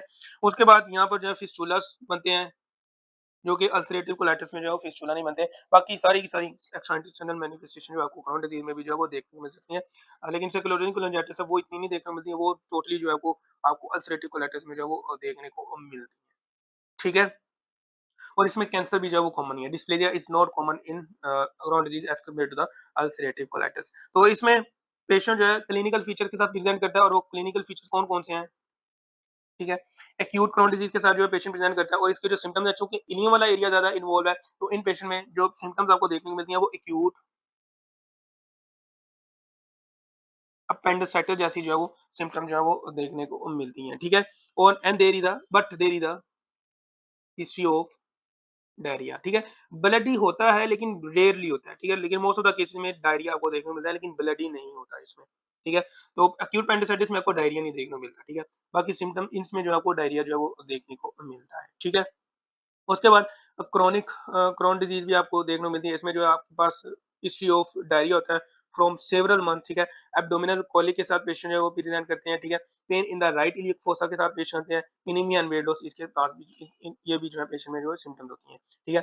इंटेस्टाइनल ऑब्स्ट्रक्शन हो जाती है because of there is a transmural obstruction. ठीक है? तो इन्फ्लेमेशन होगी, ट्रांसम्यूरल होगी तो वहाँ पर फाइब्रोसिस होगी तो स्ट्रिक्चर्स बनेंगे। ठीक है? तो जब स्ट्रिक्चर बनेंगे तो ये आपका इंटेस्टाइन पार्ट है तो स्ट्रक्चर बन जाएँगे। तो ये वाला पार्ट तो डायलेट हो जाएगा, यहाँ पर एक्युमुलेशन होना शुरू हो जाएगी, तो इंटेस्टाइनल ऑब्स्ट्रक्शन जो है आपको देखने को मिलेगी। फिस्टुलास देखने को मिलेंगे, जो कि आपको अल्सरेटिव कोलाइटिस में नहीं देखने को मिलते, तो फिस्टुला कौन-कौन से देखने को मिलेंगे? एंटेरिक फिस्टुला देखने को मिल सकता है। फीकल फिस्टुला हमने पिछली वीडियो में पढ़ा था, तो उसमें हमने डिटेल के साथ देखा था कि उसमें एक हमने क्वेश्चन किया था, उसमें हमने डिटेल के साथ इसको एक्सप्लेन किया था कि एंटेरिक फिस्टुला होता है, जो कि इंटेस्टाइन और इंटेस्टाइन के दरमियान होता है। ठीक है? एंटेरोक्यूटेनियस फिस्टुला होता है, जो कि हमने पढ़ा था, वो आपकी इंटेस्टाइन और स्किन के दरमियान होता है, और एक होता है एंटेरोवेसिकल फिस्टुला, जो कि इंटेस्टाइन एंड यूरिनरी ब्लैडर के दरमियान होता है। और अगर ये हो तो आपको जो है यूरिन में जो है एयर बबल्स या फीकल मैटर जो है वो देखने को मिल सकता है। ठीक है? मैल एब्जॉर्प्शन इन पेशेंट में आपको जो है वो लाज़मी देखने को मिलेगी। ठीक है? लाइक इन पेशेंट में जब वो कैल्शियम ऑक्सैलेट स्टोन बनते हैं, क्यों बनते हैं? बिकॉज़ ऑफ आपका जो कैल्शियम जो है, वो फैट के साथ जो है वो अटैच हो जाता है। ठीक है? उसके साथ एक्युमुलेट हो जाता है, स्मोनिफिकेशन हो जाती है, तो वो ऑक्सैलेट जो है वो फ्री हो जाता है। जब वो फ्री हो जाता है तो वो एब्ज़ॉर्ब हो जाता है। तो जब वो एब्ज़ॉर्ब होगा तो किडनी से पास होगा, वहाँ पर कैल्शियम को जो वो अटैच करेगा। ठीक है? ट्रैप करेगा, तो वहाँ पर जो है वो किडनी स्टोन जो है आपको देखने को मिल सकते हैं। तो क्रोन डिज़ीज़ में जो है आपको किडनी स्टोन जो है वो इस तरह से देखने को मिलेंगे। हमने पिछली वीडियो में भी देखा था। ऑक्सैलेट स्टोन जो है वो देखने को मिलेंगे। डायरिया आपको लाज़मी जो है वो देखने को मिलता है, और कभी-कभी आपको जो है ब्लडी देखने को मिलता है, and that is occult bloody diarrhoea. Occult bleeding में हम इसको कहते हैं। अकल्ट ब्लीडिंग उसको कहते हैं, you can't see with naked eye, मतलब कि आप फीसिस करते हो लेकिन उसमें जो है आपको नज़र नहीं आता, खून नहीं नज़र आता, लेकिन वो अकल्ट ब्लीडिंग होती है। लेकिन जब आप माइक्रोस्कोपिकली आप उसको चेक करते हो तो आपको जो है वो ब्लीडिंग या रेड ब्लड सेल जो है वो देखने को मिलते हैं। पेरिएनल डिज़ीज़ के साथ जो है पेशेंट प्रेज़ेंट करते हैं। ठीक है? और ये जो है फिस्टुला बनते हैं इसमें। इन पेशेंट में जो वो नॉन केजेटिंग,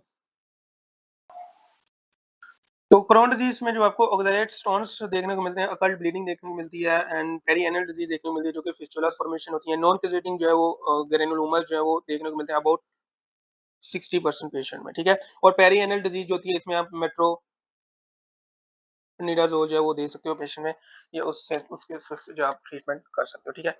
इन्वेस्टिगेशन जब हम करेंगे तो इन्वेस्टिगेशन लेबोरेटरी इन्वेस्टिगेशन करेंगे, एनीमिया आपको देखने को मिलेगा। ठीक है? लैब इन्वेस्टिगेशन में एनीमिया देखने को मिलेगा, हाइपोएल्बुमिनुरिया देखने को मिलेगा, हाइपोएल्बुमिनुरिया देखने को मिलेगा। सी रिएक्टिव, ज़ाहिर बात है इन्फ्लेमेशन है तो सी रिएक्टिव प्रोटीन जो है वो एक्टिव डिज़ीज़ में प्रेज़ेंट होती है। अल्सरेटिव कोलाइटिस में भी जो है आपको देखने को मिल सकती है। ठीक है? स्मॉल बाउल एनीमिया जब आप देखोगे तो आपको कोबलस्टोन अपीयरेंस जो है देखने को मिलेगी। ठीक है? या जब आप जो है वो कोलोनोस्कोपी करोगे तो आपको जो है ये भी देखने को मिलेगी। ठीक है? तो आपको ये कोबलस्टोन अपीयरेंस जो है वो देखने को मिल सकती है। ठीक है? उसके बाद फंडोस्कोपी आप कर सकते हो। ठीक है? सीटी स्कैन कर सकते हो। ठीक है? Useful in the acute presentation. ठीक है? और आप कॉम्प्लिकेशन को भी चेक कर सकते हो सीटी स्कैन से। ठीक है? उसके बाद जो है एमआरआई कर सकते हो। एमआरआई जो बेसिकली आपकी पेरिएनल डिजीज़ के लिए अच्छी है, उसको डिटेक्ट करने के लिए एमआरआई फॉर पेरिएनल डिजीज़। ठीक है? फिनोटाइपिंग कर सकते हो। ठीक है? जेनेटिक प्रीडिस्पोज़िशन को चेक करने के लिए। ठीक है? आप जब बेरियम एनीमिया करोगे तो आपको एक स्पेशल काइंड ऑफ जो है साइन देखने को मिलेगा, उसका नाम है स्ट्रिंग साइन ऑफ कैंटूर। तो इसका मतलब ये है कि आपको एक लाइन सी नज़र आएगी, जहाँ से बेनी मिनीमा पास होगा, मतलब कि स्ट्रक्चर बने हुए हैं जिसकी वज़ह से जो है आपकी इंटेस्टाइन जो आप सकता है, तो आप यहाँ पर देख सकते हो कि आपको ये लाइन नज़र आ रही है। तो अगर इसको मैं रिमूव करूँ तो आपको नज़र आएगी। तो ये लाइन नज़र आ रही है, इसको हम कहते हैं स्ट्रिंग साइन ऑफ कंटूर, तो ये जो है आपको नज़र आएगी। ठीक है? ट्रीटमेंट क्या है इसका? तो ट्रीटमेंट इसका मेडिकल भी है और इसका जो है सर्जिकल ट्रीटमेंट ही है, क्योंकि हम सर्जरी पढ़ रहे हैं तो इसका सर्जिकल ट्रीटमेंट भी है। मेडिकल ट्रीटमेंट क्या है? आपने एनीमिया को ठीक करना है, ठीक है? आपने प्रोटीन जो लूज़ हो रही है उसको जो है वो ठीक करना है, ठीक है? उसके बाद जो है आपने इन पेशेंट में जो है वो डायरिया जो हो रहा है उसकी वजह से जो है सॉल्ट लॉस हो रहे हैं, इलेक्ट्रोलाइट इम्बैलेंस हो रहा है, कोलेस्टीरामाइन आप दे सकते हो, ठीक है? उसके बाद कॉर्टिकोस्टेरॉइड जो है वो आपने देने हैं इन पेशेंट में, ठीक है? कॉर्टिकोस्टेरॉइड बेसिकली जो है मेनस्टे ऑफ द ट्रीटमेंट है, जैसे हमने अल्सरेटिव कोलाइटिस में पढ़ा, ये भी इधर भी mainstay of the treatment for this disease, Crohn disease में, कि वो में drug of choice for acute exacerbation है, ठीक है? लेकिन आपने जो है वो डोज़ को हमेशा टेपर करना है, ताकि जो है अनवांटेड स्टेरॉइड्स इफ़ेक्ट हैं वो ना आपको देखने को मिले, ठीक है? इम्यूनोसप्रेशन जो है वो आपने करनी होती है इन पेशेंट में, because of it is also autoimmune disease. Immunosuppression में आप एज़ाथियोप्रिन या 6 मेरकैप्टोप्यूरिन जो है वो दे सकते हो। AZA या 6 मेरकैप्टोप्यूरिन जो है वो दे सकते हो, ठीक है? इसका साइड इफ़ेक्ट जो है वो एक आपने याद रखना है, वो याद रखना है कि लिम्फोमा करवा सकते हैं एंड पैंक्रियाटाइटिस जो है वो करवा सकते हैं। लिम्फोमा एंड पैंक्रियाटाइटिस, तो ये जो साइड इफेक्ट इनके मोस्ट कॉमनली जो है वो याद रखने हैं। स्टैंडर्ड मेन स्टे थेरेपी ये है कि आपने इम्यूनोसप्रेसिव करनी है, ठीक है? Main stay of the treatment जो कि एक्यूट एक्ज़र्बेशन में हमने करना है वो स्टेरॉइड दे सकते हो, ठीक है? लेकिन मेन स्टे जो स्टैंडर्ड मेन स्टे थेरेपी है वो आपकी इम्यूनोसप्रेसिव थेरेपी है, जो कि आपकी इज़ाथियोप्रिन एंड 6 मेरकैप्टोप्यूरिन है, ठीक है? उसके बाद आपने ये कभी भी जो ड्रग्स हैं ये 2 साल से ज़्यादा विदाउट कंसल्टेशन जो वो यूज़ नहीं करनी होती, ठीक है? और उसके बाद जो है सेल्डमली जो है 4 साल से ज़्यादा नहीं यूज़ कर सकते। उसके बाद जो है आप मोनोक्लोनल एंटीबॉडी जो कि इनफिक्ज़िमैब है, वो इन पेशेंट में दे सकते हो, स्पेशली उन पेशेंट में जो कि रेज़िस्टेंट केसेज़ होते हैं और रिलैप्सिंग फिस्टुलेटिंग क्रोन डिज़ीज़ के साथ जो है प्रेज़ेंट करते हैं। ये आपने याद रखना है। Infliximab should be given in patient with resistant cases और रिलैप्सिंग फिस्टुलेटिंग क्रोन डिज़ीज़, ठीक है? एक्सटेंटेशनल मैनिफेस्टेशन इसकी सारी वही की वही है जो कि अल्सरेटिव कोलाइटिस की मैंने बता दी। लेकिन इसमें एक जो आपने याद रखनी है, इसमें फिस्टुलास बनते हैं, ठीक है? तो ये बात जो है आपने याद रखनी है, ठीक है? उसके बाद इसका सर्जिकल ट्रीटमेंट देखो, तो सर्जिकल ट्रीटमेंट में आपने स्ट्रिक्चर्स बनते हैं, तो आपने स्टिचरोप्लास्टी जो मोस्ट कॉमनली जो ट्रीटमेंट है वो यही है। हमने स्मॉल बाउल सिंड्रोम में हमने देखा था कि हमने उसकी एक कहा थी क्रोन डिजीज़, तो हमने क्रोन डिजीज़ का ट्रीटमेंट, क्योंकि it is a disease that can involve any part of GIT, तो स्किप लियन के साथ प्रेज़ेंट करती है। आप कितनी पार्ट को जो है वो रिमूव कर लोगे, ठीक है? तो आप जितने पार्ट्स को रिमूव करोगे तो that will lead to small bowel syndrome, ठीक है?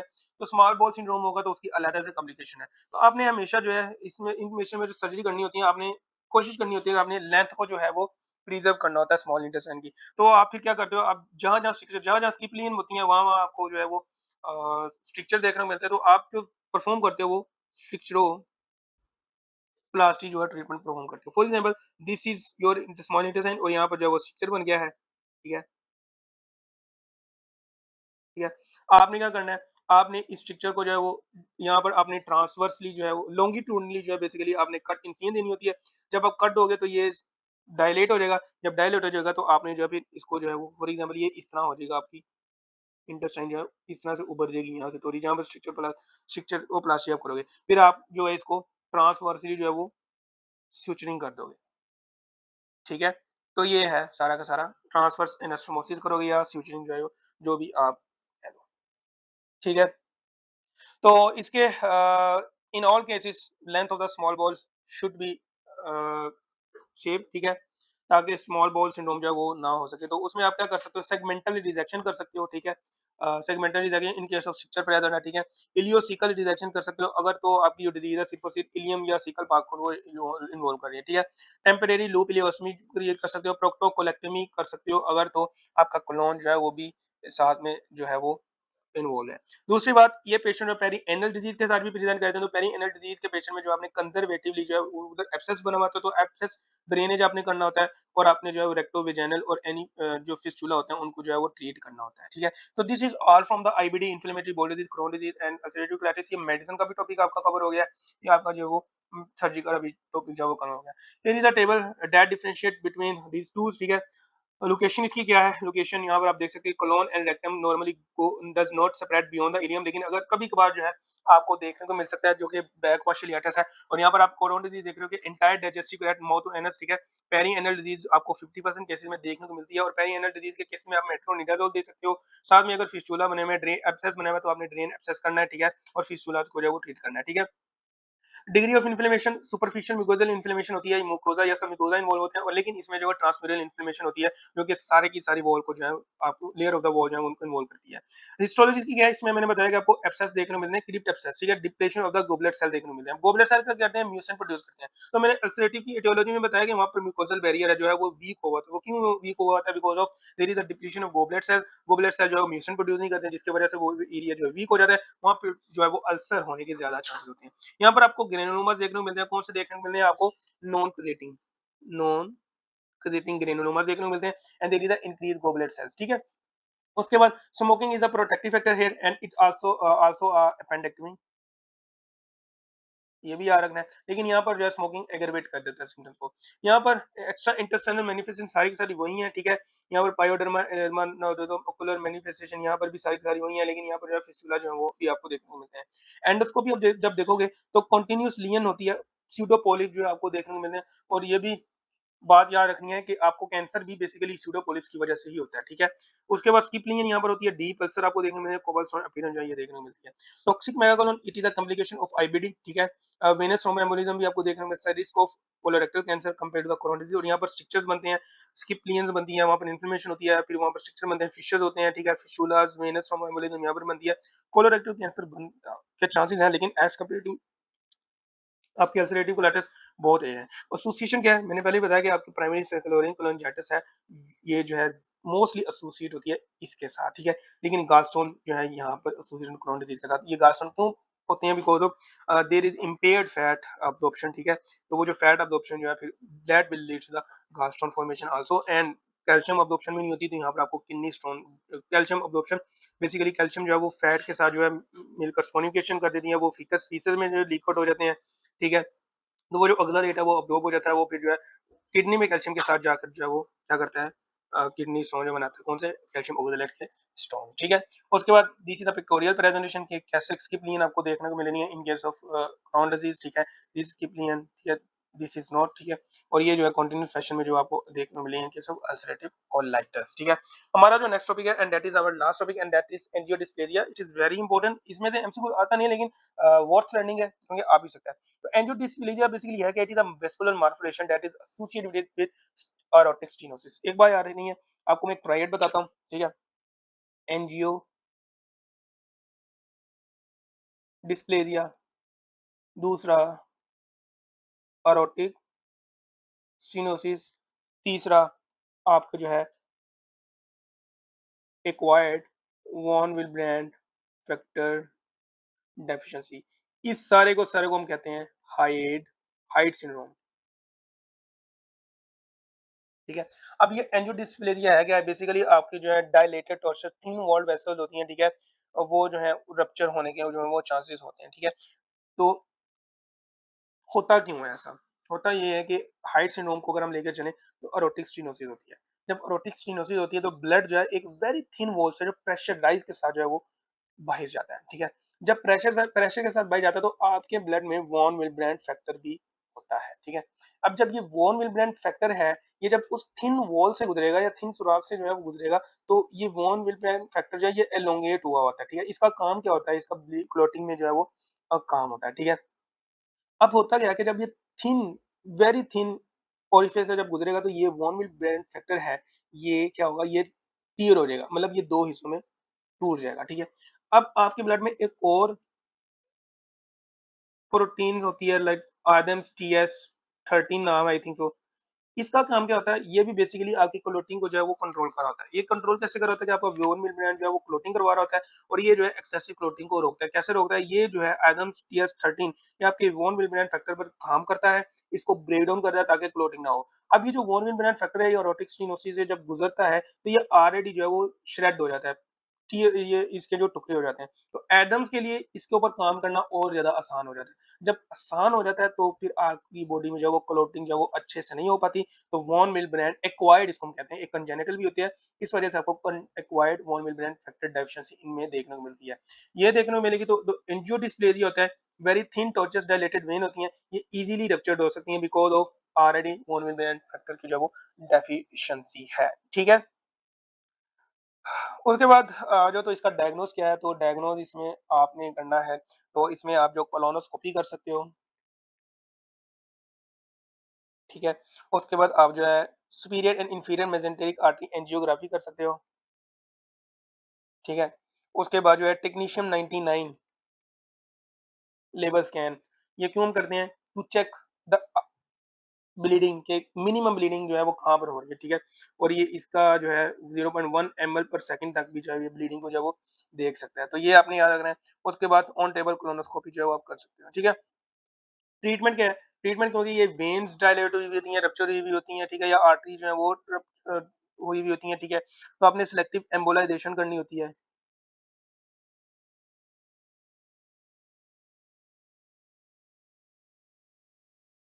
ठीक है?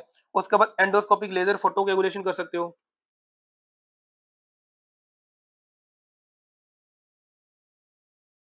या आप जो है वेरी सीवियर डिजीज़ में जो है वो राइट हेमी कोलेक्टमी परफॉर्म कर सकते हो, ठीक है? तो ये था हमारा सारा। उसके बाद आ जाओ क्लिनिकल केसेस की प्रैक्टिस। तो क्लिनिकल केसेस में आपने क्या करना है? तो हमेशा हम जो है वो क्लिनिकल केस जो है वो करते हैं। तो 25 years old man with a 3 week history of step ladder fever present with acute peritonitis and free air under the diaphragm at laparotomy a longitudinal perforation is found in the antemesenteric border of the terminal ileum which pathological process caused this perforation, ठीक है? तो longitudinal परफोरेशंस हैं, ठीक है, या ulcer है, तो वो हमें आपको कहाँ मिलता था? टाइफाइड फीवर में टाइफाइड परफोरेशन में देखने को मिलता है। और वहाँ पर हमने देखा कि सल्मोनेला टाइफी है वो कोलोनाइज होते हैं पेयर पैचेस में, वहाँ पर नेक्रोसिस करवाते हैं। तो this is your right answer. हमारा नेक्स्ट क्वेश्चन है, अ 22 years old man with prolonged high grade fever undergo emergency laparotomy for peritonitis and terminal ileum perforation. Intraoperative inspection reveals a specific orientation of the mucosal ulceration corresponding to the long axis of the bowel. Which of the following morphological feature characterizes typhoid ulcer of the small intestine, ठीक है? तो typhoid ulcers हमें कैसे देखने को मिलते हैं? Transfer देखने को मिलते हैं या लॉन्गिट्यूडनल देखने को मिलते हैं? तो वो हमें लॉन्गिट्यूडनल देखने को मिलते हैं कमेडो टीबी अल्सर जो कि वो परपेंडिकुलर जो है वो या ट्रांसफर होते हैं, ठीक है? Next question है, a 24 years old man with typhoid fever undergo emergency laparotomy for perforated terminal ileum. Surgeon find a single 0.5 centimeter longitudinal perforation with heavily inflamed surrounding tissue. Which of the following is a standard surgical procedure for this patient? Finding. तो हमने perforation में हमें देखा या तो आप इलियासमी perform कर सकते हो या तो आप प्राइमरी रिपेयर परफॉर्म कर सकते हो, लेकिन जो स्टैंडर्ड चॉइस है वो आपकी जो है प्राइमरी को लेयर है, ठीक है? और इन टू लेयर्स या इन टू वेज में, जिसमें जो है आप पहले स्टेप में जो है वो क्लोज करोगे, ठीक है? इलियासमी बनाओगे और उसके बाद जो है इलास्मी जो है वो बाद में रिवर्स कर दोगे, ठीक है? लेकिन परमानेंट इलियासमी इसमें नहीं होती, ठीक है? तो ये बात आपने याद रखनी है। अगला हमारा क्वेश्चन है, 30 years old patient present with chronic abdominal pain, weight loss and lower gastrointestinal bleeding. A diagnostic laparoscopy reveals multiple stricture and mucosal ulceration oriented perpendicular to the long axis, ठीक है? This is your long axis और ये perpendicular है, ठीक है?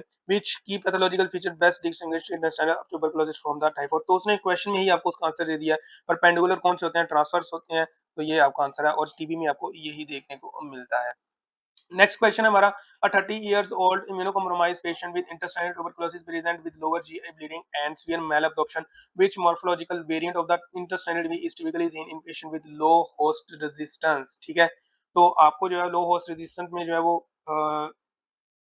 Immuno compromise patient है, तो immuno compromise patient में आपको कौन सी टाइप ऑफ द टीबी देखने को मिलती थी? वो थी आपकी अल्सरेटिव टाइप। नेक्स्ट क्वेश्चन है, 32 years old traveller return from the endemic area, ठीक है? वहां पर ब्लडी डायरिया उसको हुआ, एब्डोमिनल क्रैम्प्स और tenesmus, colonoscopy reveals characteristic class shape, ठीक है? तो ये कौन सा ऑर्गेनिज्म है? ये आपका एंटेमिबा हिस्टोलाइटिका है। नेक्स्ट क्वेश्चन है हमारा और वो है A 30 years old immunocompromised patient with intestinal tuberculosis present with lower GI bleeding and severe malabsorption variant of Interstellar typically seen patient which low, ये हमारा हो गया है, ये नहीं है, ये दोबारा से स्लाइड रिपीट हो गया. A 2 years old child with Hirschsprung disease fails conservative management and requires definitive surgical correction. The procedure involves ejecting the ganglionic bowel and pulling healthy colon down to the anus. Which of the following is definitive surgical management? तो हमने pull through surgery में कौन कौन से जो पढ़े थे, एक तो डोहामल पढ़ा था, एक स्वाब पढ़ा था और एक एक्सपेंशन पढ़ा था. तो ये सारे सारे जो है प्रोसीजर होते हैं जो कि पुल थ्रू कहलाते हैं. ठीक है. उसके बाद आ जाओ. 28 years old patient present with chronic bloody diarrhea, lower abdominal cramps and tenesmus. Colonoscopy reveal continuous confluent mucosal inflammation starting from the anal verge and extending proximally. Which anatomical region is invariably involved in the ulcerative colitis? वो कह रहा है कि कौन सा ऐसा area जो कि इन्वॉल्व होगा ही होगा ulcerative colitis में. तो हमने देखा था कि rectum is always involved. Next है हमारा. A 35 years old patient with chronic bloody diarrhea undergo colonoscopy and mucosal biopsies are sent for histopathological examination. Which microscopic finding is classic hallmark for ulcerative colitis? तो kriging गैरेन्यूमास नहीं, ये आपको non kriging मिलने देखने को मिलते हैं. क्रोन डिजीज में crypt abscess, this is your right answer. Transmural lymphoid aggregate, ये आपको जो है ट्रांसम्यूरल इन्फ्लेमेशन जो आपको देखने को मिलती है in case of Crohn disease. तो नॉन क्रीजिंग गैरेन्यूमा भी जो है वो आपको क्रोन डिजीज में जो वो देखने को मिलते हैं. A 30 years old man present with recurring episode of bloody diarrhea, lower abdominal pain and cramps and urgent bowel movements. What is the most characteristic symptom presentation of the ulcerative colitis? ठीक है. तो ulcerative colitis में most common presentation क्या है? आपको तो recurrent bloody diarrhea देखने को मिलता है and yes painful tenesmus and urgency की जो है वो symptom देखने को मिलती है. So option C is your right answer. Watery diarrhea में नहीं देखने को मिलता, constipation में नहीं देखने को मिलता, periapical pain वगैरह वगैरह, ये सारा सारा appendix की symptom है, तो ये नहीं है. Next question है. A patient with severe ulcerative colitis deteriorates with sudden generalized peritonitis, rigid abdomen and free air under the diaphragm on X-ray. What is catastrophic complication? तो air under the diaphragm है, मतलब कि perforation हुई है. Option A is your right answer. अगला हमारा topic है. A 40 years old man with a 12 year history of ulcerative colitis undergo evaluation for persistent unexplained evaluation of the alkaline phosphatase. Alkaline phosphatase मतलब कि आपकी जो है वो CBD जो है वो कॉमन बाइल डक्ट जो है वो इन्वॉल्व हो चुकी है, स्क्लेरोटिक कलेंजाइटिस हो चुका है. What is the primary surgical और invasive management option when a dominant extra hepatic bile duct stricture develops in this patient. तो स्ट्रक्चर बन गया है, तो आपने स्ट्रक्चर को रिलीव करने के लिए जो आप ईआरसीबी करोगे, ईआरसीबी के दौरान आप स्टेंट डाल सकते हो, आप जो है वो डायलेट कर सकते हो. तो यहाँ पर कौन सा ऑप्शन है जिसमें ये ऑप्शन है? तो एंडोस्कोपिक बैलून डायलेशन या stenting, this is your option via ERCP. ठीक है. नेक्स्ट हमारा है. A 28 years old man with newly diagnosed mild to moderate ulcerative colitis involving the rectum and sigmoid colon residing for initial therapy. What is the first line medical treatment for inducing remission in localized distal ulcerative colitis? तो distal ulcerative colitis में हमने हमेशा कहा था कि आप जो है वो टॉपिकल रेक्टल मेज़ाइलामाइन जो है वो यूज करते हो. ठीक है. अगर डिजीज बढ़ जाए तो फिर आपने वो ओरल करने होते हैं. ठीक, क्योंकि जो आपके रेक्टल मेज़ाइलामाइन है वो सिर्फ रेक्टोसिग्मोइड अगर एरिया इन्वॉल्व है तो तभी आप परफॉर्म कर सकते हो. This is your right answer. ठीक है. A 32 years old man with medically refractory ulcerative colitis and recurrent toxic steroid-dependent flares is admitted for elective definitive measurement. ठीक है. What is standard curative surgical procedure of choice for ulcerative colitis? तो हमने कहा था या तो आप ileostomy perform कर सकते हो या तो आप टोटल प्रोक्टोलेक्टमी विद इलियल पाउच बना सकते हो. ठीक है. So option A is your right answer. ठीक है. अगला हमारा टॉपिक है. A 29 years old man with history of chronic inflammatory bowel disease present with recurrent painful perianal discharge and complex deep perineal opening. Examination confirm a chronic tract communicating with anal canal. Which distinct pathological and surgical feature is classically present in condition when associated with Crohn disease but virtually absent in ulcerative colitis? तो transmural inflammation आपका option B जो है ये option ठीक है. Transmural inflammation होती है that will lead to the fistula in all. तो वो फिस्टुला ही बता रहा है, फिस्टुला प्रेजेंटेशन दे रहा है, तो फिस्टुला जिस ऑप्शन में होगा वो आपका ऑप्शन बनेगा. बाकी ट्रांसम्यूरल इन्फ्लेमेशन जो है वो भी आपको देखने मिलती है.